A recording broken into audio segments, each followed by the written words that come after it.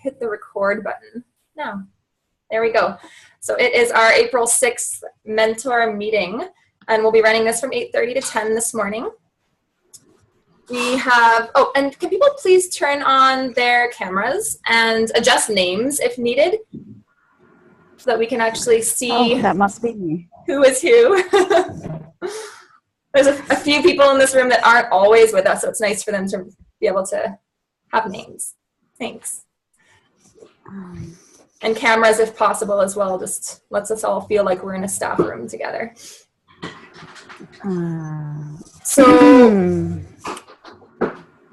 Yeah, so this meeting will be running from 8:30 to 10, and we've got a really wonderful collaborative agenda today. So again, the agenda has been dropped into the chat box a few times. And can I have a volunteer for some notes today? If you haven't maybe taken notes in a while or taken notes this year, if you're not speaking in the agenda, that's a great person to volunteer to take some notes.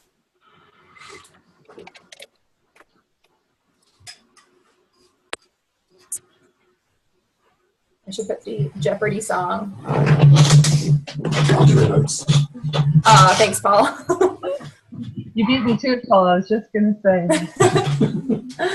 Okay, Paul's on notes. Wonderful. And let's get started with our regular way of starting these meetings, which is just a little gathering and grounding. So you can mute yourselves for this portion so we don't hear you heavy breathing, because I will get you to breathe. So mute yourselves for a moment and take your hands away from your desk, your mouse, your phone, your coffee. Rest your hands on your lap. And as you rest your hands to your lap, lift the shoulders up toward the ears. Take a big inhale here, kind of uncomfortable, but it makes the exhale nice. On your exhale, push the shoulders back and drop them down. And let's do that 2 or 3 more times. Inhale to lift. This is contracting through the upper trapezius. And exhale to relax and drawing the lower trapezius more toward the mid-back. Let's do that twice more. And these are muscle groups that really like to hold our stress, our tension, our anxiety for us. So let these guys go at the beginning of this beautiful Thursday. At the base of your next exhale, see if you can keep your shoulders in alignment and sit a little taller wherever you are. Feel your sitting bones grounding right down into your seat. And feel the crown of the head, that very top of the head, lifting toward the ceiling. And I want you to visualize your spine today. Visualize your spine as the center of your being. And start to visualize space between the discs, those facet joints of the spine. And maybe even send your breath there. So many of us do spend a lot of our day seated. And those lowest lumbar vertebral discs can take a lot of weight bearing through improper posture. So let's start with that space. Another big breath into the spine. And this time as you exhale from your sitting bones, root that energy down the legs and feet. And you can even imagine sending roots from the feet now down into the floor beneath you and the earth beneath that. And with that very simple imagery, do you feel a little more connected? Do you feel that if some wind were to come into the room, you would stay where you are? And do you feel like you are breathing a little slower without me guiding you into that now? So keep that wonderful connection, and remember it is this earth beneath us that connects all of us, whether we are in the very coastal area of British Columbia, whether we are inland, whether we're in a total other province like Ontario, whether we are overseas, we're all grounded to the same earth. And in this work, we need to remember that, because it is the community of this work that keeps it so wonderful. It is the people in this space today and the ones that are not able to be here that keeps us really wanting to do this. And this level of connection helps us to really inspire ourselves and each other to better serve the families, the learners, and all of our support workers that help to run this organization so smoothly.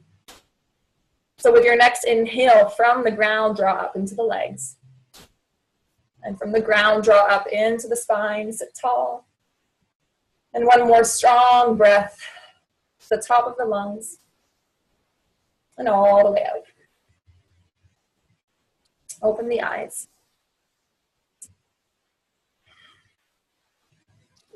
And here we go. Thank you for that little bit of connecting time.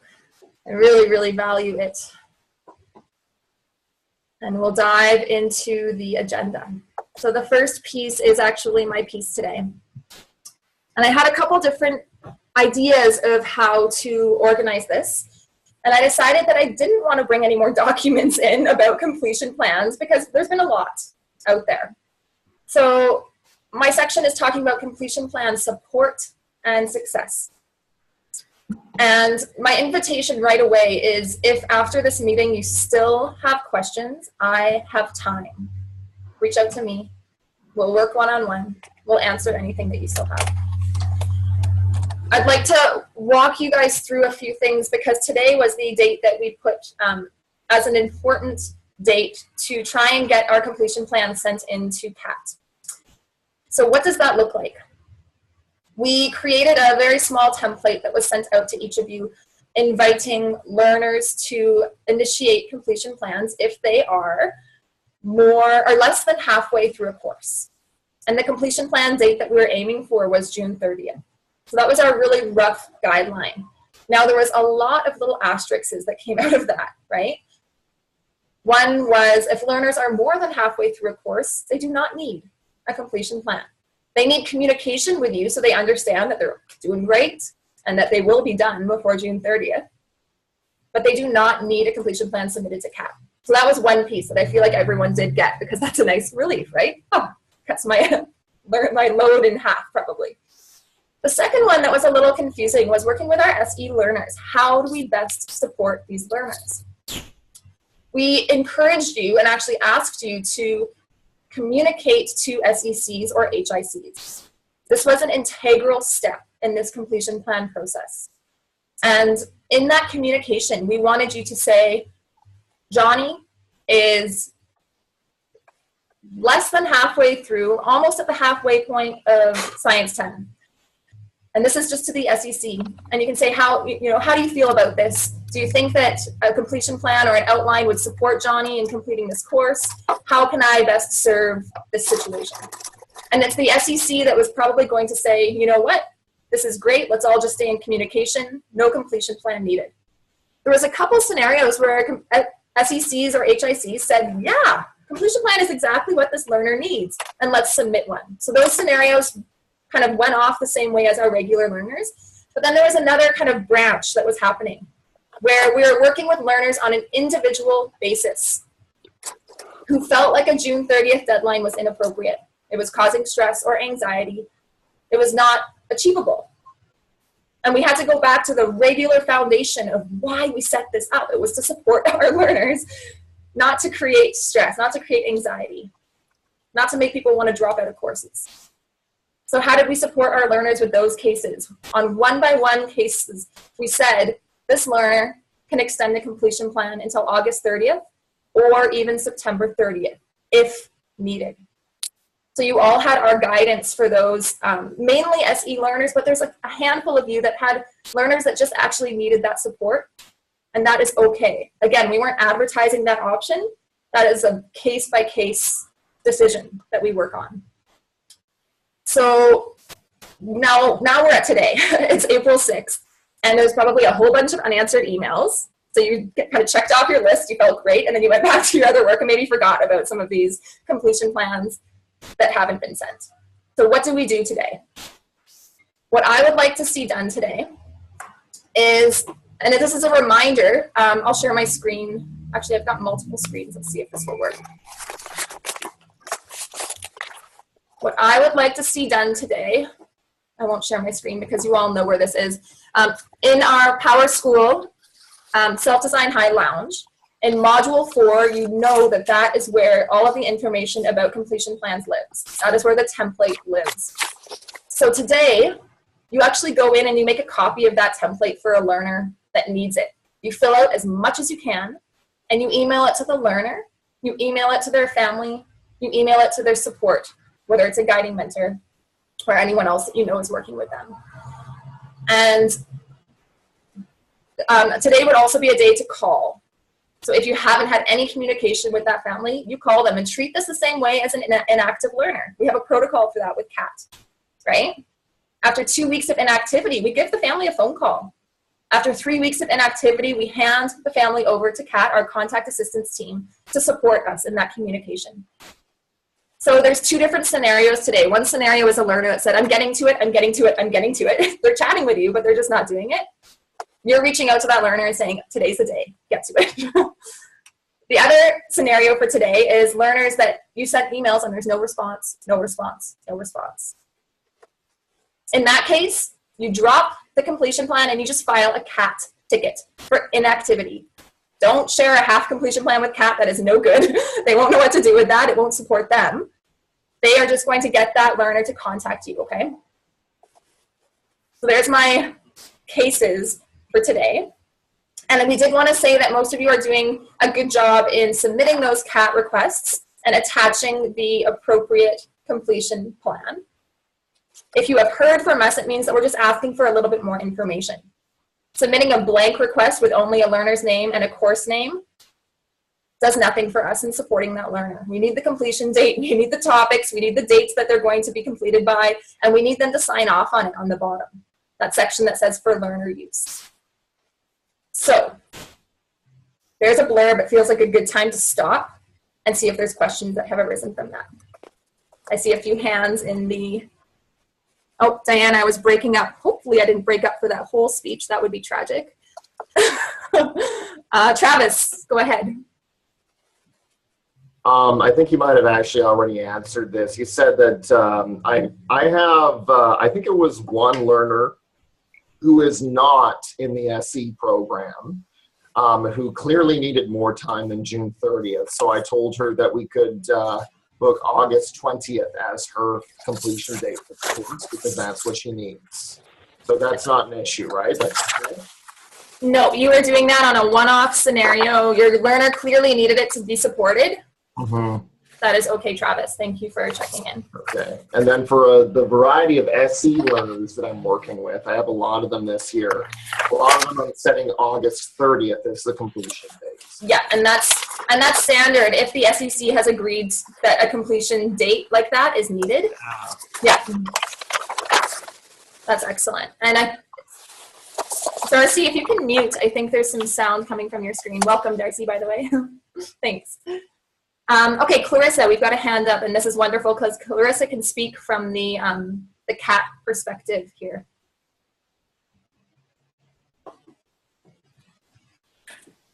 I'd like to say a couple of things, but maybe it might be better just to see if there's any other questions. I think I jumped down a little bit in putting my hand up in the chat. So yeah, I'll just wait to see if there's any other questions because that might help sort of draw some of what I was going to say out. That sounds good, Clarissa. We've got, who else is up? Mark, go ahead. Yeah, I just want to be clear about the July shutdown. If you have a learner who needs to have August as the completion date, how does the July shutdown affect them? Do they have access to their courses through in Moodle through July?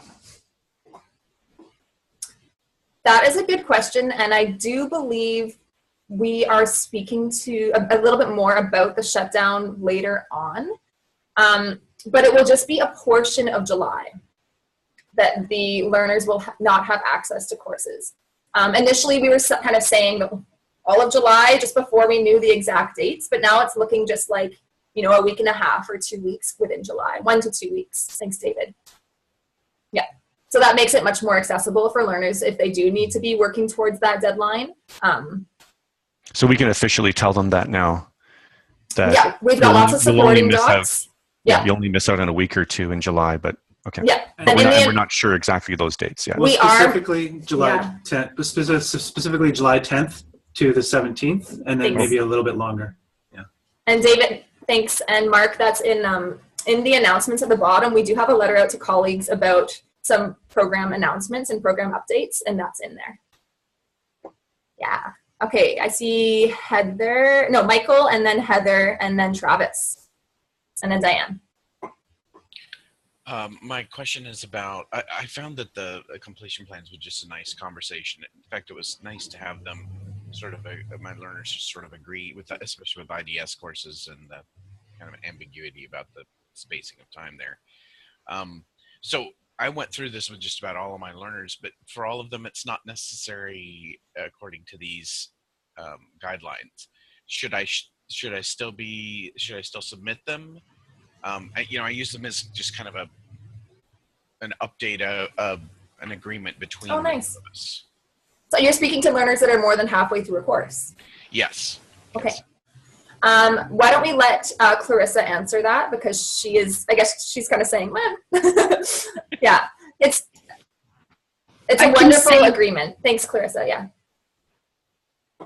Yeah, I think that's fantastic. It's obviously showing the value that your learners also have in talking with you and making agreements around their progress.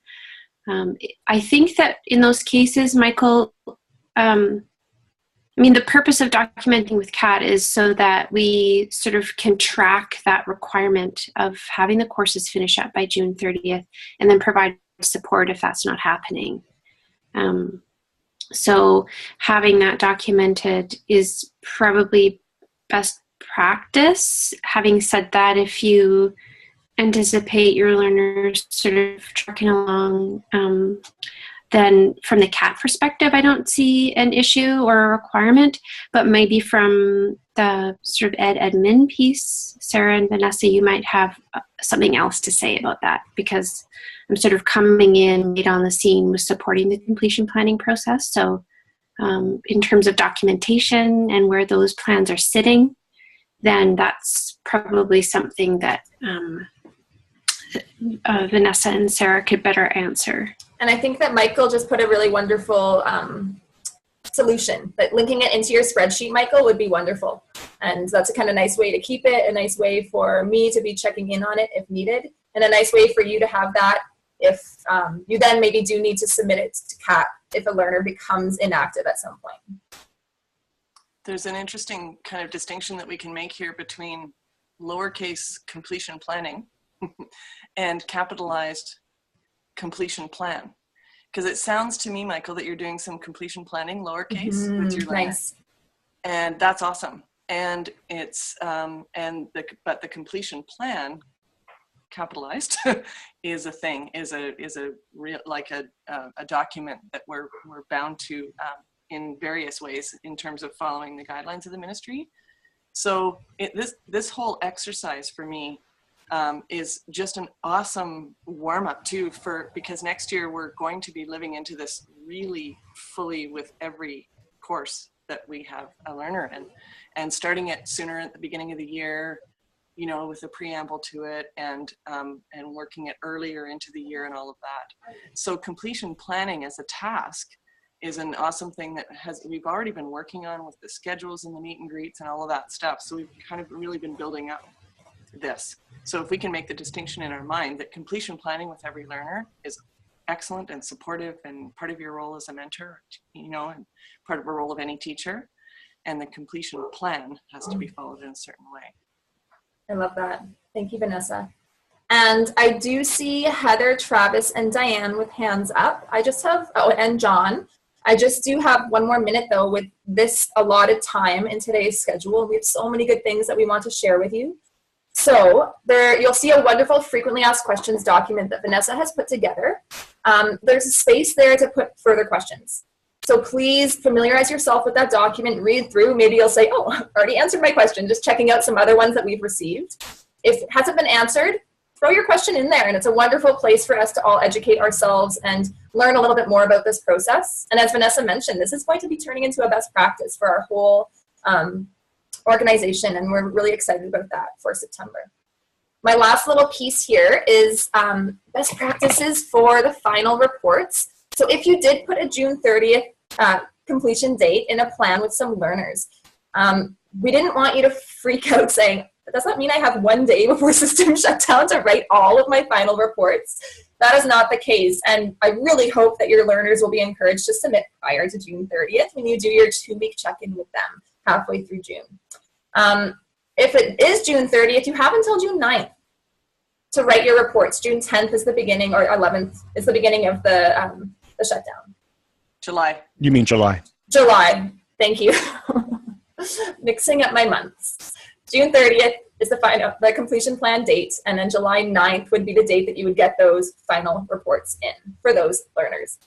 So head into that frequently asked questions doc. And again, if it's more specific to your case, hang out afterwards, and I'm happy to chat with you about that.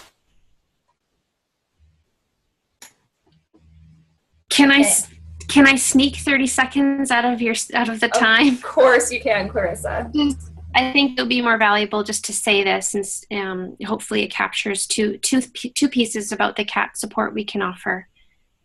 So as you document your completion plans, as you get sort of closer to the June 1st time, definitely be paying attention to your inactivity if there are learners who are inactive and not necessarily keeping up with the plans that they've noted in their completion plan. We can definitely support you with that. And even prior to that, if you're feeling like there are some conversations that might feel sensitive or challenging and you could use some support on the side through the completion planning process, just check in with us, send in a CAT form, and we can definitely support you, especially if there's a conversation with a learner where parent involvement is if you're finding that difficult to set up, we can definitely come in and support that sort of contact making. And then the second piece is sort of a more logistical piece. I think some of you have been receiving requests for access emails in your inbox, and I'm assuming that's a little bit irritating and redundant feeling. So I think maybe to resolve that is when you make the copy of the completion plan from the template, if you could just when you go to share the document, share it. There's a choice that the pop-up window gives you. Share with everyone else who's on the template. I'm forgetting the exact wording of that, but if the copy is shared with the same people on the template, then I should be able to access them, and then you wouldn't be getting those pings and requests for access. So I don't think I explained that very well. Forgive me. I'll try to articulate it a little bit better in the FAQ. So thanks.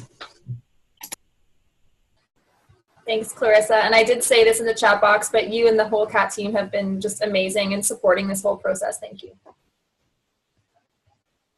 Okay, Anita, your section is up. If you are ready. All right, I am. Good morning, everybody. Can everyone hear me okay? Yes, awesome. Good to see you all this morning.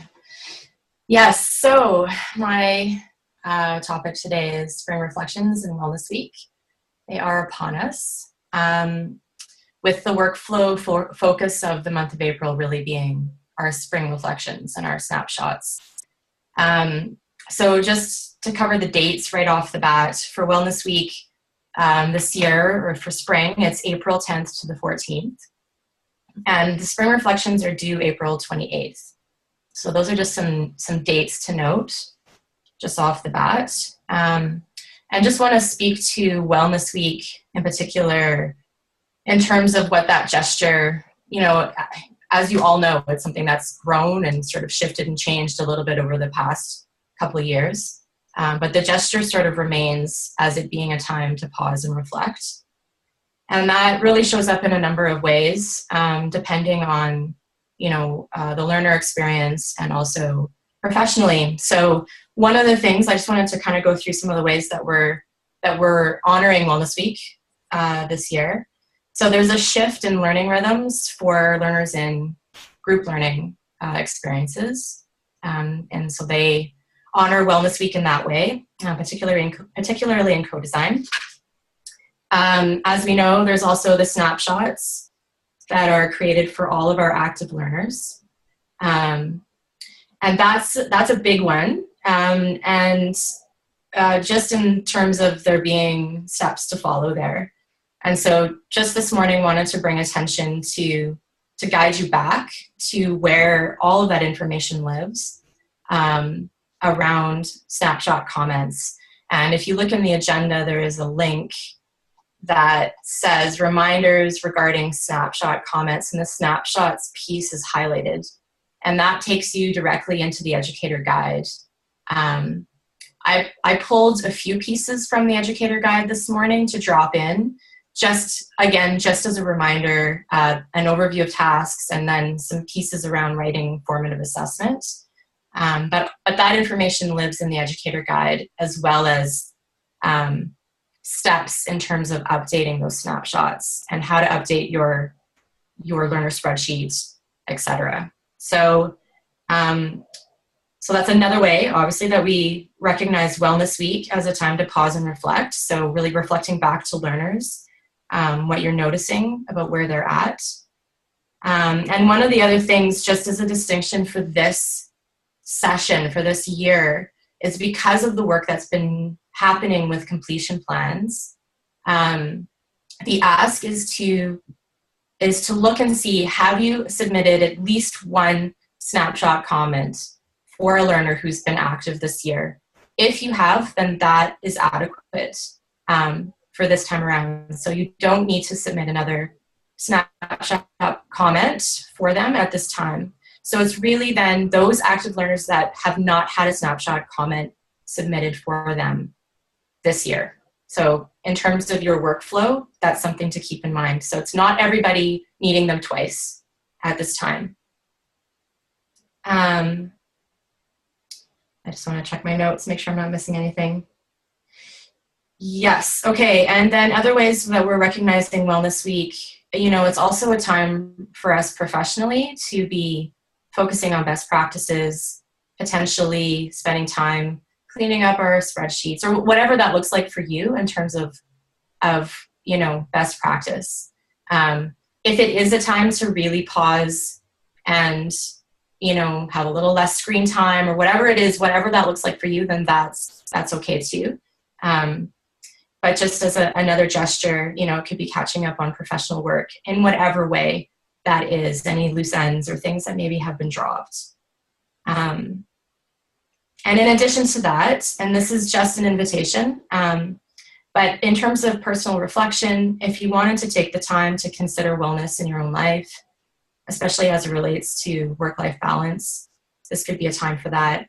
And especially with where, because we're on the threshold of change, another invitation would be to reflect on, how do you honor the past and accept and embrace the future, just as something to be considering moving forward into our next learning year.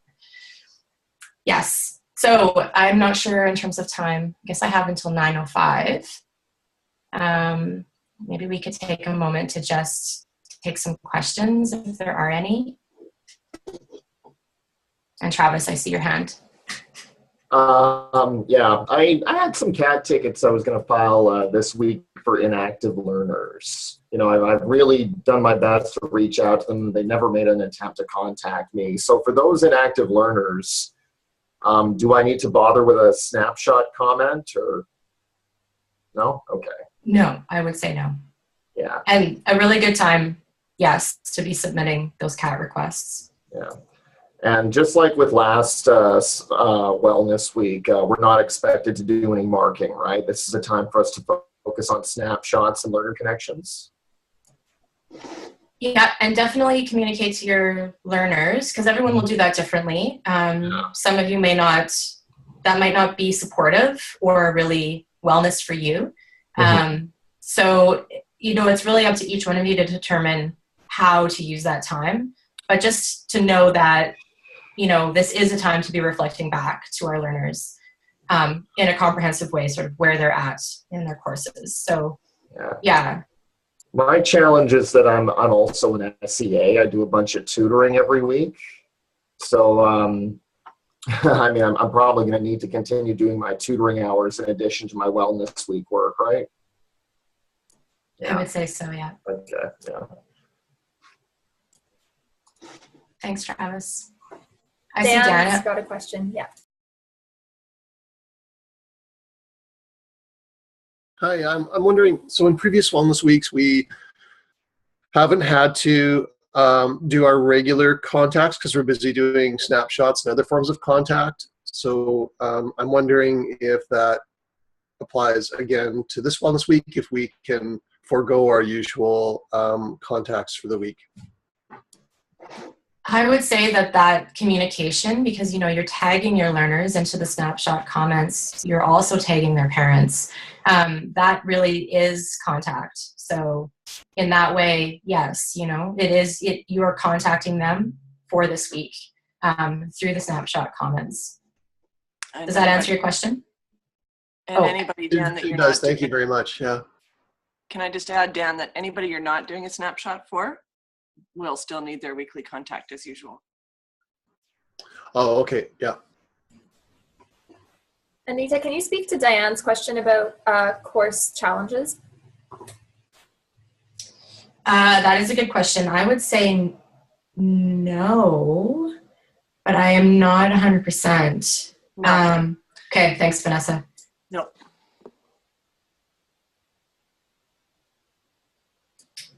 Great, and I see Heather as well. Yeah, my question is about this letter E here. Why is it crossed out to create a series of 15-minute time slots in your work schedule? The overview of the task, is that Yes. we're not doing that anymore? That's not required for this spring session. Thank you for pointing that out. I forgot to speak to it. Again, we're in a unique, just in terms of working with these completion plans, it's putting us it's a different sort of gesture this session in that way, because we're putting a lot of effort and work in towards that. And so that was one piece that we thought we could pull in terms of workflow for educators. Dan, your hand again. Yeah, it doesn't sound like there's a lot of questions, so I was wondering if it might be okay for me to go back a step and just ask about completion plans again, because I'm wondering when we submit these CATs for learners that haven't gotten back to us when we're trying to get in touch with them either by email or phone to do these completion plans, then what is the step for CAT? Like, CAT will obviously try and get in touch with them, but what if they don't respond at that point? And will they then be withdrawn from courses, or how will that play out? My understanding is that inactive is inactive. And so whatever stage you're at with the learner in terms of getting in touch with them, will proceed with trying to get them back into contact with you. And we'll make sure, if you could mention in your CAT form that you've already sent the completion planning email out to them and you haven't heard back in response to that, then that can be the focus of our messaging as well, that the purpose of getting back in touch with the mentor is to engage in the completion planning process. And then what we'd likely do, and I see Lisa's here, a colleague from the CAT team, and I'm not sure if anybody else is. But what we would do is actually try to communicate with you to see what would be best supportive of your process as well. So whether or not any further support, like in-person support in the completion planning conversation might, if you'd find that useful, we can be there. But certainly the intent would be that we look to take a couple of weeks to get the learner back in contact with you. And if they don't, we would just be following the same process as usual with inactive learners. In other words, if they're simply not in contact after a couple of weeks, we do let them know that they'd be withdrawn within the following week.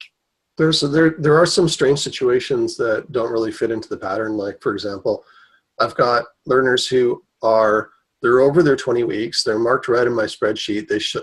Technically they should have completion plans anyway. They are active in the course and continue to submit or make contact with me, but they're just simply ignoring any requests or any communication about completion plans. Yeah. Okay. So we definitely want to kind of support you in any way we can to make sure that the learner and parent too knows that this is a priority. Can I just ask a quick question? I remember Sarah mentioned making the phone call. Are they ignoring is that not working for you either, Dan? That's right. Yeah, I've gone through the process of phoning everybody who hasn't responded to emails, and I did get a couple extras a couple more filtered in, but honestly, I still have something. How many do I have here? Probably 1, 2, 3. Probably about 15 learners that still have not responded in any way. They're just not interested in talking about completion plans. Mm-hmm. So we'll do our best to support you with those. If you've submitted CAT tickets, then maybe I'll just email you separately, Dan. I can follow up and sort of work with you. Maybe I should make a note too when I'm submitting these CAT tickets that, maybe that's something that mentors should do in general, is that if you have a learner who is making progress, they're not exactly inactive. We just need support for the completion plan part. Maybe we should make note of that when we submit the CAT request so CAT knows what's going on. That'd be really helpful. Yeah. Just so that we can be as supportive to your process as possible. We want this to be a meaningful exercise and not just sort of, make work documentation. So if we can support your relationship and support the learner, then absolutely. As much detail as you can provide is great. Yeah. Thanks for asking that question. It's really good. Yeah, and sometimes just having another person call, like they might be like, oh, okay, now it's serious. Someone else is involved and I have to do it.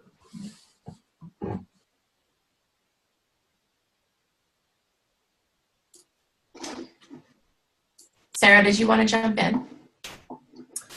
Yeah, I was just seeing the time, and it's time to move on to the next topic. So I was checking in with John and Heather, who were on deck with questions.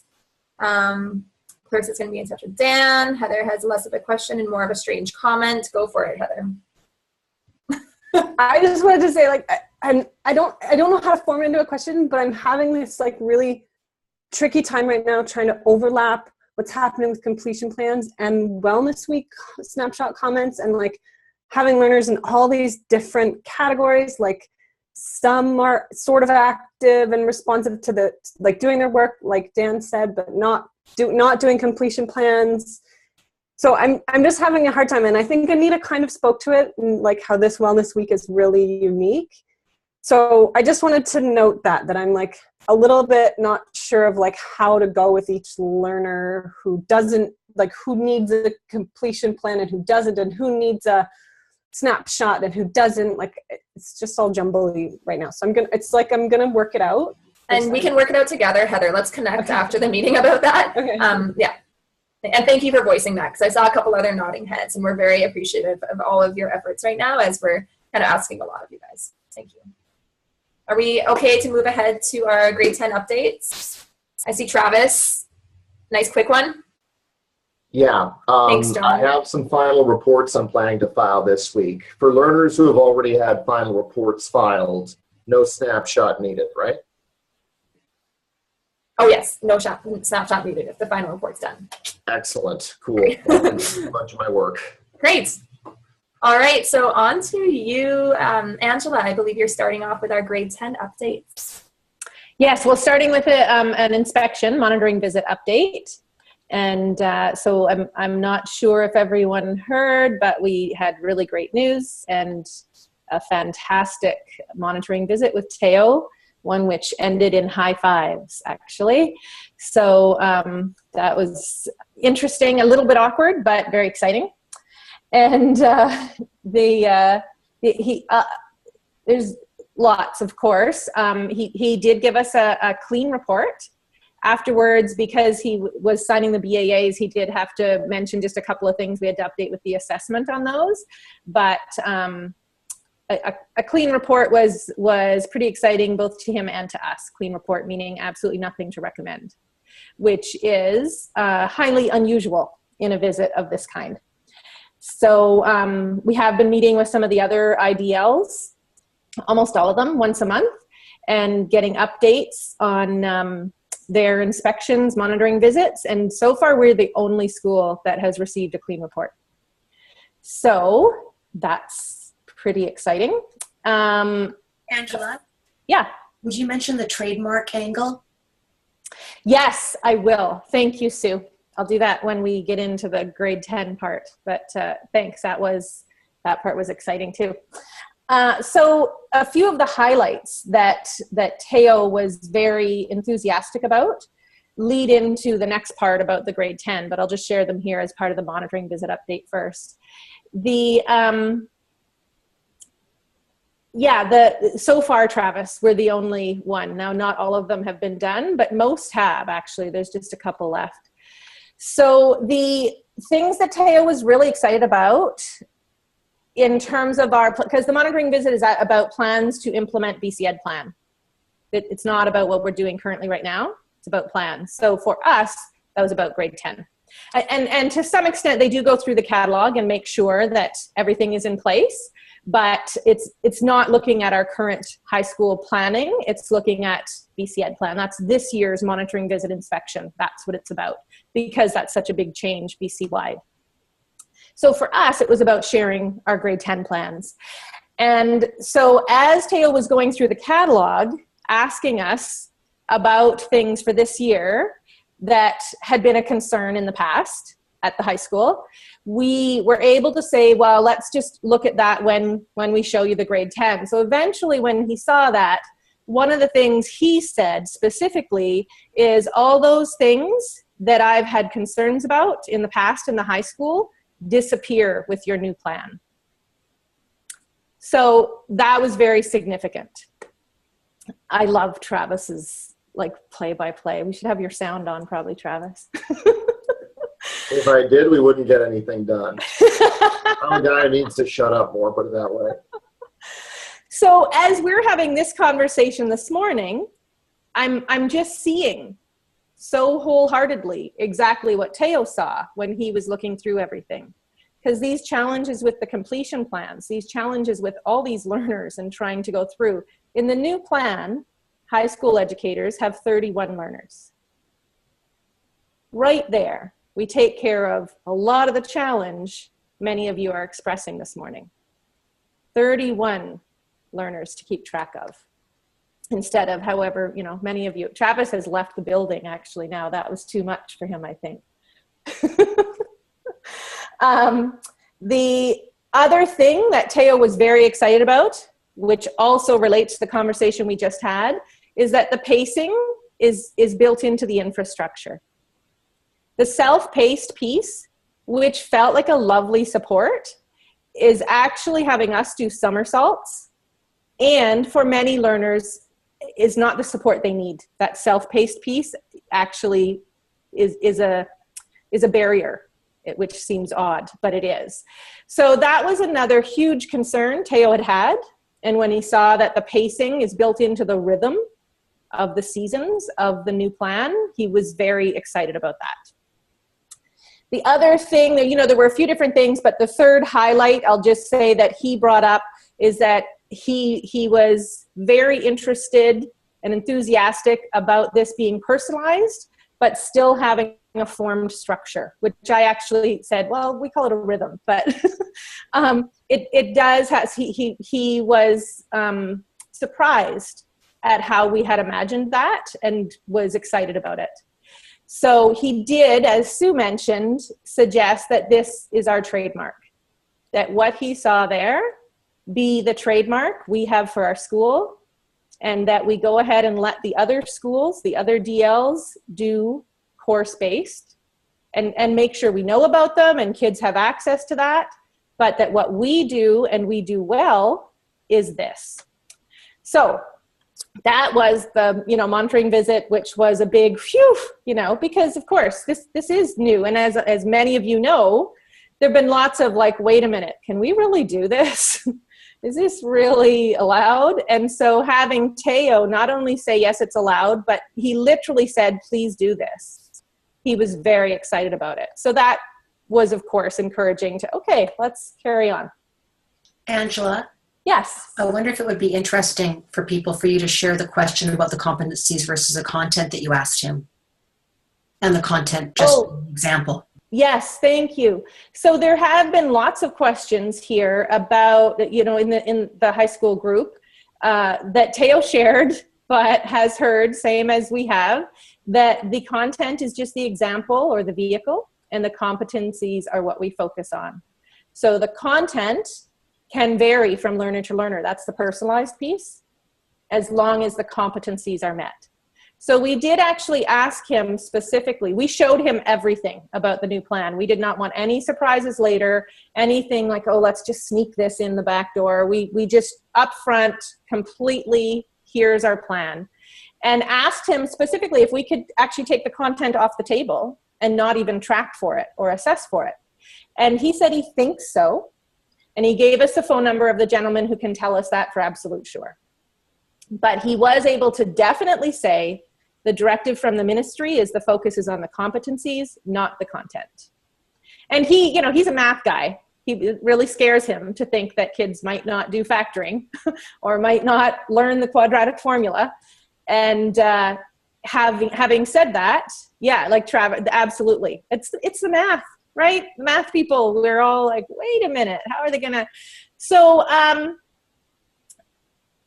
he shared that concern, however, expressed that the decisions being made at this point, being communicated to him, are that it's competencies and content is, there are various ways, various types of content to get to those competencies. But our work is to track and assess for competencies. So we will, he gave us the phone number of the gentleman, Daryl,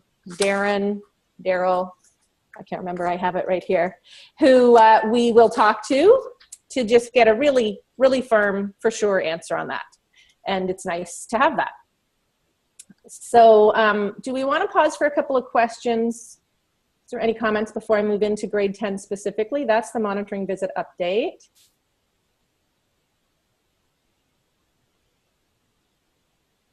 Michael, you know, you say it sounds too good to be true. I'm talking to parents who really, that's where, and maybe that's where some of the anxiety about this is coming from, because we've been for so long having to play games or trying to, you know, get around things and do what we believe in, not being in alignment with the ministry. And to finally actually be in alignment is kind of a weird and uncomfortable place. Like, wait, are we selling out? How can we be in agreement with this big beast? And parents are the same. I had a conversation with a parent and child yesterday who by the end just said, this feels too good to be true. Like exactly what you just said, Michael. And also said things like, who's been giving Kool-Aid to the ministry folk? Right? Because it feels like a pretty dramatic swing, but I think it's been coming.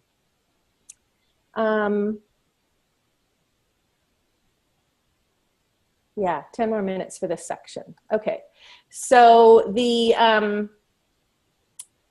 just wanting to speak to the comments and wanting to, I do know that there's some level of wait, we were already doing a good job, and of course, and we now have permission to do things differently that we've actually been wanting to do. It doesn't question how well we've been doing things. It's not a judgment on what's been done in the past or not been done. It's just a new opportunity. And you know, Teo he came into the inspection, his first thing, his agenda, clearly, because it's what he brought in, he looked at the number of educators we have and the number of learners we have, and he said, that's a lot of people to keep track of. He said he does not believe in any school that 175, that an educator can have meaningful weekly contact with 175 kids. He said, I couldn't do that in a school if I was seeing them every day. How do you do that online? He wasn't saying that as a judgment on Self-Design High School. That's the ministry, way. And I agree. We agree, I think. To hold 175 kids in a meaningful way every week is unrealistic, actually. 31 actually is even a lot, but I think we can do it. Certainly more realistic than 175. So just to speak to that, please don't hear this as me or anyone else saying what Self-Design High has done is not good, because I'm amazed at what you've done with what you had to deal with.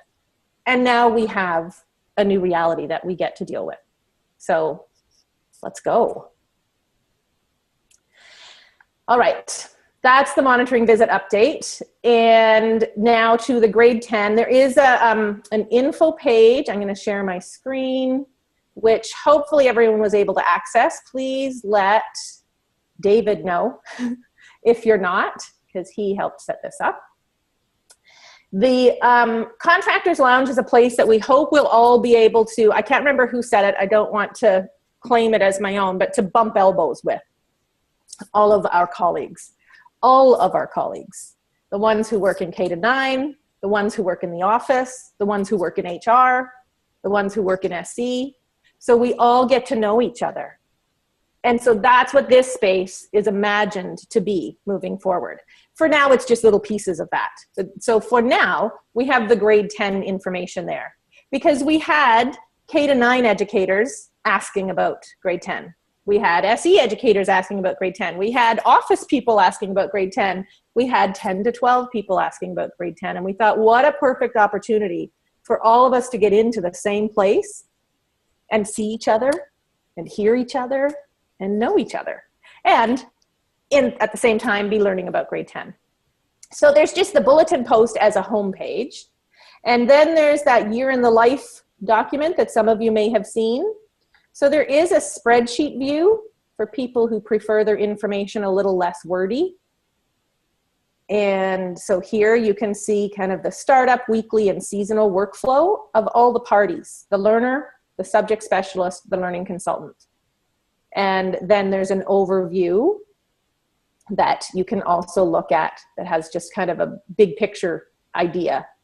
And then there are kind of case studies of each of those three parties. So you can access that information in whichever way is most meaningful to you, maybe all of those ways. So if you haven't seen these yet, they're here for you to see. Travis? No, just, okay, thought you had a question. And then there's the info session and open house recordings. These will continue. So you've seen open house number 1, I hope, that you had as a pre-read. We now have the recordings ready for open house number 2. It's in 2 parts only because there was a tech glitch. It is just one recording. It's the same length of time as number 1. It just, Alana had to split it into 2 because there was some kind of tech glitch in the recording. That one, even though I know you've already taken the time to watch number 1, number 2 is better. Maybe number 3 will be even better. So if you want more information, you can watch those recordings. And then the FAQ is here and will continue to be added to as each recording. We have Amber going in and listening to those lovely recordings and adding. A lot of these questions came from our Q&A document that we had back a ways back. I think it's still up in the Mentor Lounge. And I go in, I haven't gone in a while, so if they're new, I'll go back and check on that. But those are all here, and questions from the LC conference, the K-9 group. So again, trying to bring everyone here so that you all get to see all the questions instead of them being in these different places. So all of those have been collected here, and you know, it's hyperlinked, so you can go directly to the question. And then we have a conversation space, so we can have a more active conversation instead of just a static FAQ. So there are some questions here as well. This one in particular, what's the difference between a course and a workshop? How do they work? This is a question that came from a learner and gave us a lovely opportunity to really describe that. So you might want to go have a look at this. I think it helps. These 2 links here are helpful. This Templeton Secondary is a school in Vancouver, and there's a nice little video there that really lays this out well. So those are just a few places you might go to get more information about grade 10. The other thing I wanted to show this morning is just a quick view. How much time do I have, Sarah? My piece is just a comment, so I'll give you maybe a couple more minutes here. Okay. Okay, so this is an idea of what a particular theme can look like. And there are, I can give you a list of the themes we have planned so far. We haven't publicized that yet, but I will find that as well, and I can provide that. Because we're just going by the interest list. We have, last I checked, we had 106, I think, on the interest list. And that's 106 all taking 8 courses. If we, remember that's not 106 signing up for a few courses, but that's 106 full-time learners so far we have signed up for grade 10. So they're as they do the RSVP, they're also expressing their interests and different things they would like to see teased out into a theme, the kinds of things in which they would like as the context for their curricular learning. And so that one of those is storytelling. We have some people who are filmmakers, some people who are authors, some people who are songwriters. And so all of that we're going to combine into storytelling. And so here's a potential long-range plan that also gives you an idea of the flow. So we have a fall season and a personal challenge, and a winter season and a personal challenge, and a spring season and a personal challenge. And summer actually ends when summer begins, but we're just using that so we can go with the 4 seasons. And then a capstone at the end. The capstone is something the ministry is requiring and which fits well with our plan. So these are just topics that can then be used to express all the areas of curricular learning over the course of the year. So this is an example of a long-range plan. And then there will be a connection corner in each theme. So the connection corner being a way for these youth and the adult who's engaging with them to have conversation asynchronously around their topics of interest. So in this particular theme, we would have a film club, a book club, a drawing room, and a writer's club. And then the learners can go in there and connect and share their work, maybe share their favorite movies, just a place for them to connect asynchronously. And then to start off the fall season, week 1 will have, this would not be necessarily shared with the learners. Maybe we can discuss that. But these are all the learning standards that would be completed in week 1. That's for creative writing. This is for math, science, socials, media arts, and career ed 10. So for this 1 week, those are the learning standards that are being addressed. In each week, there will also be 4 parts. We are building the Indigenous way into our format and our infrastructure, as well as weaved within. And we are looking at that as being part of our trademark. One of the things that we have Patricia, who's on the team, who brings that Indigenous teaching experience and knowledge. And we talked about people talking a lot about Finland, and Patricia said, well, what about Canada? What about our Indigenous way of learning and education? How about we just embrace that instead? So yes, absolutely. So that's what we're doing. That part's still in process, but that's happening. So one of the small pieces of that is everything is in 4s. Along with the 4 directions. And so we have the 4 seasons, we have the 4 pieces to each week. And so we have the hook, the stuff, the practice, and the solo flight will happen each week. And so again, there's predictability built in, there is structure. There are some people who are saying, but my child needs structure. There's structure here. There's a rhythm of structure. So this is the content. So we have math, we have science, we have social studies, we have more science. How do we use science to write good stories? And then we have Indigenous storytelling. And so again, this is just 1 week. So this is the stuff, which is the content for that week. And then the practice will include some application. I'm almost done, Sarah. Will include some application of each content area. So we have Life Animated as a story, as a film and a book, and a story behind it, the life story. And we have the animation math. So in this particular theme, this what's in a story, the learning specialist would be setting up a Khan Academy class and adding all of their learners to that, and then they will give them activities that to do from that Khan Academy class, because Khan has a lovely Pixar in a Box path that includes all this math that's related, that's actually applied animation math. And then in each week there will also be an engagement survey. In this way, we build in activation into the actual structure. It's not just going to happen in the first 3 weeks, but because it happens in the first 3 weeks, we don't have to think of activation as a separate thing. It just is part of being in grade 10. So we don't have to think, well, SE learners have to be activated by the end of September, but other learners don't. It's just built in. This structure works for every learner. We don't have to look at SE learners separately from other learners. And so if every learner is engaging every week, then they will be activated. So this is the engagement survey. And then we have the solo flight, which is the personal challenge. And also in each week, feedback is built in. So 2 stars and a wish every week, and weekly connect. So for those who cannot or would not find it fulfilling to show up like this, like we are right now, some of them have too much going on in their life, some of them do not engage in the world in this way, then the asynchronous connection is an option. So the synchronous connection is not required as part of participation in grade 10. And then the personal challenge has, a few ideas for how to share. The personal challenge doesn't come till the end of the season, but it's introduced in the first week and can be worked on throughout. Do we have time for questions?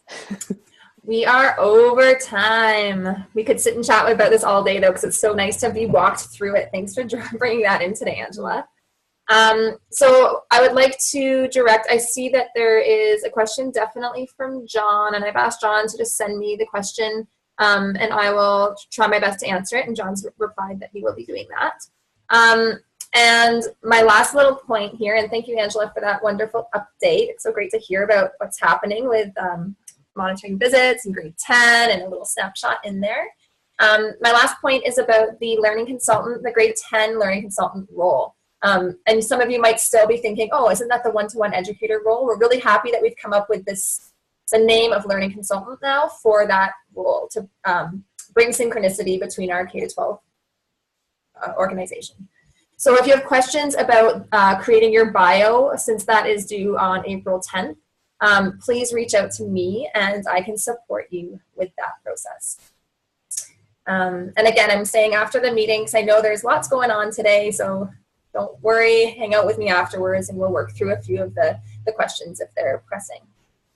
So thank you all so much for that. And I think we're ready to move on to our grade 11 and 12 updates. And I hope it's okay that I'll just give you guys 20 minutes instead of 25 minutes. David and Anita are starting.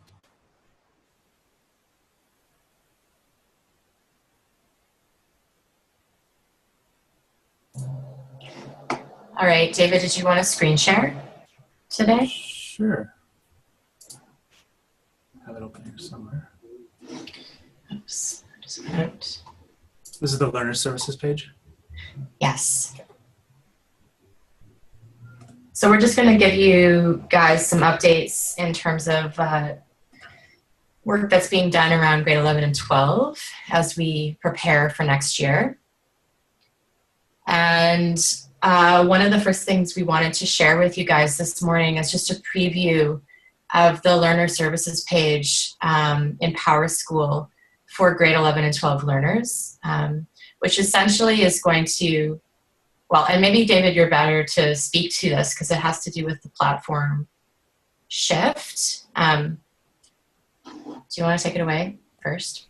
Yes, and just being like super distracted by this spastic sparkly guy, but that's a new image for me there. Anyways, I have included a full text note in the announcement section about where we're heading with learning technology for Self-Design High next year. And part of that basically includes a special caveat for grade 11 and 12 learners who will continue to have access to basically most of the technology that they started their high school path with. And so what we've in previous years referred to as Haiku, it's now owned by PowerSchool and called branded PowerSchool Learning, and we'll refer to it as the Self-Design Learning Platform. That is our main platform space, and it's divided. It has a dashboard, and then it's divided out into different sections.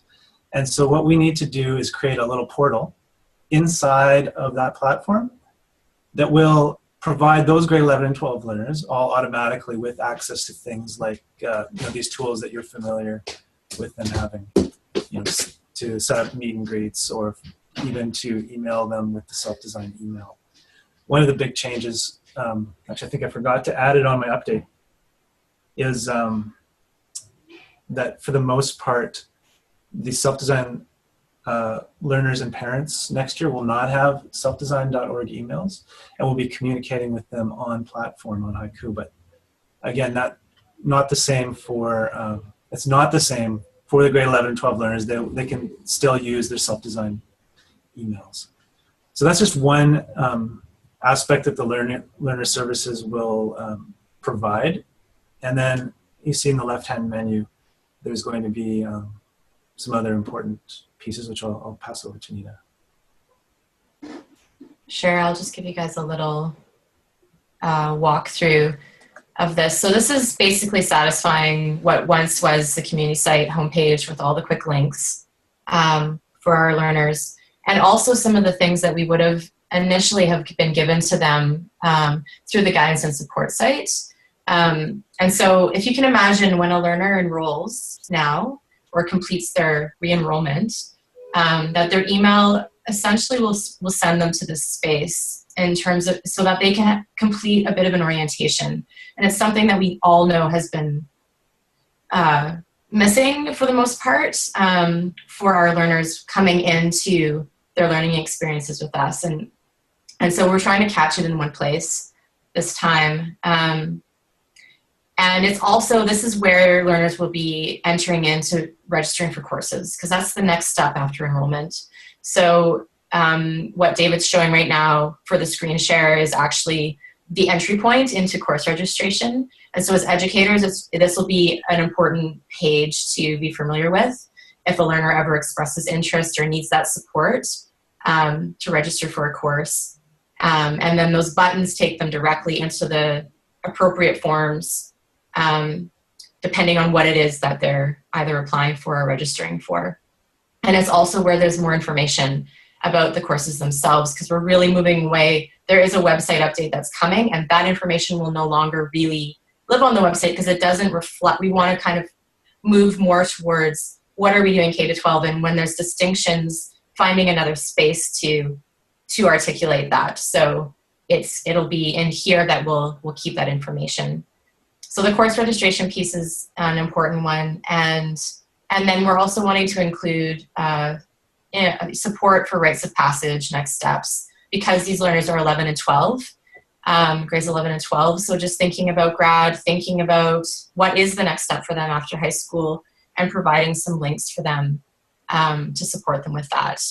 And then the other resources link is actually just providing them with links that are supportive of youth in BC. So the suicide prevention hotline, and there's a mental health link in there right now. Just things like that we've always wanted to find a place to just let them live for our learners. So we thought we would add that as an extra piece for our grade 11 and 12 learners for this coming year. So, yeah. That is what we wanted to preview with you guys today. So you have a sense of what learners will be engaging with or seeing once they come in to their new learning year. David, I don't know if there's anything else you want to add, but and I always struggle with screen share to get back. Oh yeah, okay, cool. To the agenda, because that was just one piece as an update today. The other piece is around Guiding Mentor for all School of Record learners. So in the past, it's been a course that a learner would register for alongside all of their other courses, which proved to be problematic because the Guiding Mentor really should be assisting and supporting learners in making some of those decisions. And so this, having Guiding Mentors assigned or selected by learners is going to take a slightly different process this year coming up, so that it is happening before they're going in and registering for courses on their own. And I think I'm going to pass it over to Dan or Mark now to just speak to... Just had a hand from John. Oh, okay. Okay, here's a real fly in the ointment question. Yeah. I'm totally into online learning. I've got my master's degree in online learning, yada, yada, yada. Project-based learning is the future. We all know that. But I have a lot of students that in some ways don't fit that paradigm. And so I find it really interesting that they're being brought into this new world. And I have 3 teenagers, and they do way more work in groups than I ever did, which I think is brilliant. But I have a lot of students that sometimes I don't think they actually want to do that. They really like the way it is now. Now, having the dark side of, students never completing stuff on time and me chasing them around, which makes me feel like I'm making $5 an hour. Beyond that is the issue of is there any place for individual learning in self-design in the future, or is it everything moving to project-based learning? Because, I can see why that is so. But I have a few students, more than a few, who actually do really well in Moodle with kind of one-on-one with a mentor. So is there no place for that in 2018, 2019? My understanding is that, those learners that need that are looking for that extra distinction or structure around a distinct course, that we will be leaning more heavily on other DL schools in terms of you'll still have your learning consultant who's caring for the learner in developing their personalized learning plan. And if there's a point where it's like project-based learning isn't absolutely the one thing, do they need an extra piece of support there? Then that's when that learning consultant can support them in finding another direction for that, potentially leaning on another DL school. So Angela, I don't know if you want to speak to that further. Yeah, that's my understanding. Yeah, that's great. Thanks, Anita. It's kind of like, Waldorf school. I sign my kid up for kindergarten. I say, but he wants to bring his laptop. And they say, you probably want another school. We're not going to try to be, this Waldorf school is not going to try to meet the needs of those people who actually want a tech-full life for their young children. They're going to recognize somebody else will meet the needs of those families and those children. And we're going to do the same. We're going to know ourselves well. We're going to make sure others know us well. And we're going to be really informed about how to make sure learners who want a discrete course can take one and still be full-time with us. Because they can take our full-time program and take 4 DL courses at another school. So we can have a really strong community. And we can have all our people know we're part of this self-design thing. And recognizing individual needs will mean, as the learning consultant, I'm going to say, hey, you could take a course at Coursera to meet that. Or you could do an edX course. Or you might go ahead and take English, first-year English at Athabasca. Or you might take English at a DL, that one of the other many DLs that offer that in BC, and still be part of our community. But we are not going to be everything to everyone. We're going to lean on all those resources that exist in the world now. We know they do. We don't have to recreate all of those wheels. We're going to make ours. We're going to make it well. And we're going to be well informed about all of those other things that are available. Thanks, Angela. We've got Vanessa, David, and then Travis sitting on deck. Thanks. Yeah, just to follow up on what Angela just said, I was listening to a CBC show yesterday on marketing. And the key message in that was that successful marketing or successful results from marketing are when you market difference, when you market what sets you apart from every other offering out there. And so now we're going to be able to say this is what sets us apart, and we can market that fully. Previously, they were using a reference of yoga studios. If you just market yoga, then you're actually marketing for everybody who does yoga. But if you market goat yoga or whatever you're doing, then you're marketing your difference only, and then you're specifically getting the business from that. And naked yoga is apparently a thing. Which kind? Naked yoga. Yeah. Awesome. Yeah. So we don't have to bring that in, thankfully, but yeah. So for me, one of the awesome things about this is we have a thing that we can market that is it's just like it's a one thing. It has a lot of, detail once you get to the back end of it, but it's a very easy thing to market. And so, and that sets us apart as our difference. So I'm excited about that. Yeah, and it's actually exactly what Teo said, Vanessa, what you're saying there. Teo said, like do this, let the trademark conversation that he was talking about. He said there are just a plethora. That's why he shut down. He was the guy who said no more new independent DLs in BC because we have enough. The market is flooded. And he saw this as us having that other thing. Thanks, guys. I'm going to move it on to David and Travis, and I'm echoing for some reason. So it's me. Okay. Yeah, I just wanted to point out regarding online learning, the beauty of the BC Ed plan. The reason why in the past we had to develop our own structured courses was to make sure it included all of the content. Now with this BC Ed plan, we have the ability to tap into all the online resources, the ones that Angela mentioned and more, ones that we've always given to learners as like supplemental to maybe engage them or support them. But that can actually be a tool that really they use, like for example, Pixar in a Box is a great example. And that is an instructionally designed mini course. And so we actually we're not saying low learners can do courses with us. It's just that we're not going to build them and we're not going to maintain them and mentor them. We're going to spend our resources on other things. And a lot of these resources are free for us to have them, build them into their learning plan.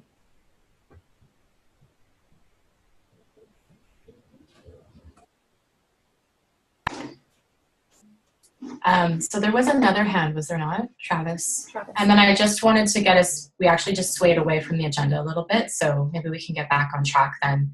Go ahead, Travis. Okay. I've had a really hard time imagining how all of this would come into play, because I think like a lot of us, I'm very indoctrinated. I'm used to doing courses in a very procedural manner, and over the last couple of years, I've been supporting a huge number of SC learners in my math and social studies courses to do the same thing, and supporting the math learners one-on-one so that they could, because they needed procedural learning. They needed that set structure. So I'm just wondering if there's really a place at self-design for a guy like me, because I have a hard time imagining how I could do this. I don't know what to do really, or what to make of this. I just wonder, like, what can I do to meet these requirements? Should I become a curriculum? Should I become one of the curriculum specialists? Because I have a ton of math resources, and I was a math cohort lead for a while. Or should I maybe start teaching weekly courses like I did in co-design? I'm just wondering what I can do to contribute to this and make sure that there is the structure there for the kids who need it. Yeah, I hear you asking where do I fit, Travis, and I appreciate you asking that in this place. And I know Vanessa is working on that. I'll leave that to Vanessa, but I just want to say thank you for saying that out loud here. because I can see that other people are nodding and making comments in the chat box. And there's lots who are saying, where do I fit here? And that's the essence of change, right? What's really cool is that we're all living through a paradigm shift, you know, and so we all get to say, wow, how do I show up when I'm having my very own paradigm shift, right? It feels a little bit like a fire hose aimed at a teacup right now. The teacup is my mind, and the fire hose is all the new stuff that's coming at us. Thanks, Travis. And I'll direct us back to that beautiful invitation from Vanessa a few weeks back, where she was saying, reach out, reach out, reach out. If you have questions about, you know, what your contract looks like, she's the one holding that piece for us. It's a big piece, and she won't necessarily have all of the answers right away, but communicate with her, please, because out of all of this, and all of us in this room, she's the one who can hold that contract piece, and then I'm the one who can sit beside her and support you as well if there's questions about, you know, some of the roles that are emerging and where you might fit into those role descriptions. Chat with me afterwards too. And just to add to that, oh, thanks, just to add to that, Travis, too, and everybody, you know, it's there. You know, there's going to be more information provided around the subject specialist piece. And Angela, maybe you can just confirm that's coming within this month, that there's going to be more definition brought there. And so that might be, you know, helpful to know. For those of you that are really strongly connected to the discipline itself that you mentor, you know, if that's really where you get your juice from, then it seems to me anyways that could be a good fit for those of you that have that, but more to follow. Sarah, do you want me just to quickly address I know we're over time now, but that's okay, Mark. Well, I can give you about 3 more minutes before I dive into our announcements for today, because there's lots of them and I don't want you to just read them. I'd like to say them and have people speak to them. So Mark, if you could deliver your section as a kind of like an announcement, and yes, if that would be great. Thank you. Yeah, and Dan, just jump in when you need to there. Basically, just a little bit of update on the 11-12 stream as it's formulating for next year. A few small things really. One of the things we'll see in the courses next year is the inclusion of a portfolio exercise, the invitation to the learner to work on a portfolio through the course, and then have a showcase portfolio at the end of a smaller number of pieces. And that'll include a sort of criteria by the learner will create their own criteria for assessing a meaningful learning experience and bring that into their portfolio. So that'll be something new, and one of the reasons we're doing that is simply to start looking at the 11-12 courses next year and highlighting those aspects of them that are more in alignment with redesign the following year. So that'll come in, and the meet and greet will just be altered a little bit to have that discussion about the portfolio exercise at the beginning, and there'll be a template for the working portfolio and a template for the showcase portfolio. And in the co-design world, we're going to add some more thematic pods to that, because again, that's sort of in an alignment with redesign for the year after, and the resources that'll be created through the self-design experiences will then be material added to I guess the library. I'm not sure what the terminology is right now, but the gathering of that material there. So we're adding a few more, and it's a little bit of an invitation to go out to people who feel really drawn to that kind of thematic learning for next year. You can get in touch with David and I about the possibility of forming a pod. Heather and Allison have joined that a little bit, so we can have some conversations about that. And we want to get those out there, some descriptions of those pods out there quickly. And then the big ideas will also be carrying on next year as well. Dan, do you want to throw anything in there? Well, I guess that we're going to be moving the big ideas also over to Haiku to varying degrees, depending on the structure of those courses. So some of the big ideas workshops are already fairly nicely structured in Moodle, and for those ones, we'll do what we do with other Moodle courses, and then other ones are maybe more in Mahara or maybe more free-flowing. And for those ones, we'll be asking mentors to create and facilitate the access to the materials for those workshops within the PowerSchool platform.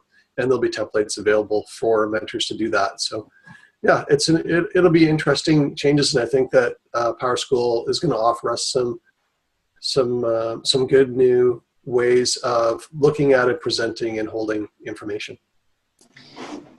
Can I just speak to Miguel's question really quick off the top here? Is there still going to be Moodle? Yes, there will be Moodle for distinct self-paced courses. Those are not going away. So that's how learners will actually link in, again, through the learner services. There's quick links in there. And I don't know, David, if there'll be a quick link for them elsewhere on the PowerSchool page, but they will be able to access their distinct self-paced courses through the entry point. Everyone's walking through the same door, and it's Haiku PowerSchool. That is the one doorway for everybody. But those learners that are taking distinct courses in 11 and 12 that are self-paced will be then led into Moodle. So that's a really important distinction. And one of the beautiful things about PowerSchool is the portfolio option that is in there that's already integrated and built right in. And so I just mentioned it in the chat box, and I'll say it now that we're going to, for those owners that are using Mahara and it's been working for them, we're not going to move them away from there. They can continue to use Mahara, but for the most part, moving forward, we'll be leaning into using the portfolio function in PowerSchool, which I think everyone will find to be much more intuitive, and it'll be pretty seamless to work with. So, and more of this, we can talk more about this down the road too, once we get closer to our further orientations. Yeah, so we'll have more chance to talk about this stuff down the road. Woohoo! Only 2 minutes behind schedule. All right, announcements. Thanks everyone for the collaborative effort with our grade 11 and 12 updates. And I want to zoom into an announcement that is from Diane, and a quick request, because if people have to scoot out, I want to make sure we get our mentor snapshot of everyone waving and smiling and congratulating our graduating learners for this year. So Diane has requested that. Do you want to speak to it really briefly, Diane? Yeah. So our graduation celebration will be in Vancouver at the Ukrainian Hall on East Hastings. I will put a bulletin announcement out to the comms team next week with all those details, and on the Mentor Lounge for you to pass on to anybody. I've been meeting with a significant amount of grad learners and working with Allison and Anandi on creating a wonderful grad celebration this year on May 20th. In Vancouver. And if anyone here really wants to attend that and I have not heard from you, please contact me before Friday this week, as in today. So I'm organizing the final tally for catering and hall capacity. So if there's any surprise mentors wanting to be in Vancouver and joining us, and I've put a note out to admin people, please, and you have not confirmed that you're coming, please do that today. Appreciate that. Okay. Should we take a picture? Oh yeah, would you do that for me, Sarah? I've got it. So everyone show me your nicest smiling faces. Ready? In 3, 2, maybe a little wave or a thumbs up. 1. Awesome. Okay, I've got that now. And we can move it. Sorry, that will go as part of the pamphlet, that the little folder that the grads get instead of a diploma, because last year we only had one actually having finished their course by the time we graded in May, because it's an early grad for them. And so they don't get their diploma upon receipt of that celebration, but they continue to work on it. So they'll get this mentor picture and a little tribute from Self-Design in a little Self-Design folder. Oh, it's so nice too. I just put it in there. We can crop it and do whatever we'd like with it, but it's in the agenda now. Yeah. Thank you so much, Diane, for holding that piece for our graduating learners. You're welcome. So I have a newly updated text for everyone to use when submitting a final report with a failing grade. This might be something that will happen for the first time for you, since we have these completion plan dates now. So if you have questions about it, reach out to me, but we have put the text to use when submitting a final report with a failing grade. It's located in the Self-Design High Lounge Module 4. Go there. There's a hyperlink that'll take you right to that spot. I also updated that announcement in the Mentor Lounge right when it came out. Okay? And let's go into David now. Learning platform updates. Okay, it's gonna be it'll be very quick because it's already all been said in one way or another. Thanks for checking my grammar there, John. Yeah, you know, we've spent quite a bit of time considering how to best fold in all these changes for the mentors and for the learners specifically. And ideally, we would have all been on one platform next year, even doing self-paced courses. And we had a potential solution that was quite elegant, in which would actually basically stream in the Moodle courses within the Haiku container. But we couldn't get it to work in any consistent manner. So we've given up on that. And what we're now doing is what we've showed you is all mentors and all learners will have access to a classroom where they have the quick links to go to, for example, my Moodle courses, and then to also the Google tools that you need to use as well. And then so I made a little chart here. It's not exhaustive, but it gives you a snapshot of the idea of, okay, what can you expect to remain the same and what will be expected to be different. The big change physically is that the community site will be decommissioned. And so PowerSchool now becomes the front door for learners, and it comes to the front door for us as well. And like I said, there will be just different sections in there based on learning, and then more community-wide spaces like the SDI Lounge. Sorry, the SDI Lounge will be folded into the contractor-wide lounge, and it will be a subsection of that. And I think that's all I have to say. Feel free to reach out to me if you have any big questions about this. I don't think I can field them right now, though. Thanks, David. Maybe a sentence or two from Amber about our Arts Intensive. Amber left. Oh, she's gone. Well, the Arts Intensive was amazing. They were updating us in the arts community in Google+. Go there, check out the beautiful photos. It just looks like it was a blast and an amazing way for our learners to connect. Allison, you can speak a sentence. Yeah, you're here. And then she also has an Encounters announcement too. Yeah, I got to go to the art intensive too, which was super fun. The longer camp than we typically do, except for maybe Surpass, and it worked super well. We even had homestays in Victoria and got it all about Victoria in the mornings, and had workshop sessions and studio sessions with different artists in the afternoons. It was super rich and great time. So we're looking forward to lots more of that. Amber was awesome. Amber is awesome, period. And she a great lead there. Encounters, our last of the 3 typical camps we do over the year is May 16th to 19th. That just precedes grad. And we're looking at really fun stuff from the Museum of Anthropology and a special tour to, you know, really share a lot and explore understandings of Indigenous realities, and all the way to possible tidal ecology things, forest bathing, a possible historical tour of Chinatown, bike rides, just lots of different activities, youth-led activities too. Some are dreaming up things. So please encourage your learners, if you haven't already. Registration just opened this week. And super fun, 3 days, 3 nights, staying at the Jericho Beach Youth Hostel. Gorgeous location. Send anybody my way, or if you have any questions, come my way, and we'll get you all the info you need. Yeah. Love that. And the new website looks amazing. Great work to the team for putting that together. Check the Mentor Lounge for other updates, everyone. And thanks, Paul, for your amazing collection of notes today. All right, 5 minutes behind is not terrible. Thank you, everyone, for your amazing questions, your efforts, and for showing up. What a nice start to our day. I'll hang out Thanks here. a lot, I'll turn Sarah. off the recording. And if you have questions, let's chat. Thanks for being here, everyone. Thanks, Sarah. Thanks, everybody. Thanks, everybody.